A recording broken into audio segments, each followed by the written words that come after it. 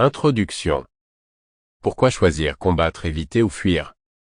Dans la vie, nous sommes constamment confrontés à des situations où une réaction s'impose. Certaines nous défient, d'autres nous menacent et parfois elles nous dépassent.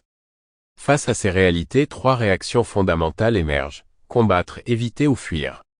Ce choix n'est pas anodin. Il peut déterminer notre bien-être, notre équilibre mental et parfois même notre survie. 1. Une réponse naturelle, mais pas toujours adaptée. Depuis l'aube de l'humanité, ces trois réactions sont ancrées dans notre instinct de survie. Nos ancêtres, confrontés à des prédateurs ou à des dangers, n'avaient que peu de temps pour réagir. Le cerveau reptilien, le plus primitif de notre cerveau, nous poussait à agir vite, se battre, se cacher ou s'enfuir. Aujourd'hui, bien que les menaces aient changé de nature, conflits relationnels, stress professionnel, crise existentielle, nos mécanismes restent les mêmes. Mais dans une société moderne, réagir sans réfléchir peut nous entraîner dans des situations plus complexes encore. 2. Le pouvoir du discernement.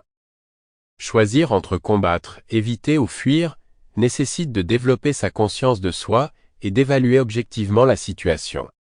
Il ne s'agit plus seulement de réagir, mais de répondre intelligemment.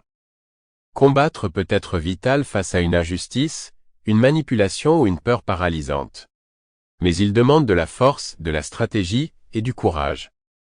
Éviter, ce n'est pas fuir, c'est prévenir les conflits inutiles, protéger son énergie ou gagner du temps. C'est souvent un acte de sagesse. Fuir, enfin, est parfois la seule solution quand la situation est toxique, dangereuse ou incontrôlable. S'éloigner, c'est parfois se sauver. 3. Ne pas choisir, c'est subir. Ne pas trancher entre ces trois options revient à rester figé, à laisser les autres ou le destin décider pour nous. L'inaction, souvent née de la peur ou du doute, peut coûter plus cher que n'importe quel choix imparfait. Choisir, c'est reprendre le contrôle de sa vie. C'est devenir acteur plutôt que spectateur de ses épreuves. C'est refuser de subir les coups sans comprendre d'où ils viennent, ni comment s'en protéger. 4. Un apprentissage progressif. Savoir quand se battre, quand éviter, et quand fuir, cela s'apprend. Il ne s'agit pas d'une formule magique, mais d'un cheminement personnel. C'est en observant, en échouant, en réussissant, et en se connaissant mieux qu'on affine cette capacité vitale à réagir avec justesse. L'importance d'une prise de décision consciente. Dans un monde qui va toujours plus vite, où les stimulations sont permanentes et les urgences nombreuses, il est tentant de réagir par automatisme, de suivre son instinct ou d'imiter les autres.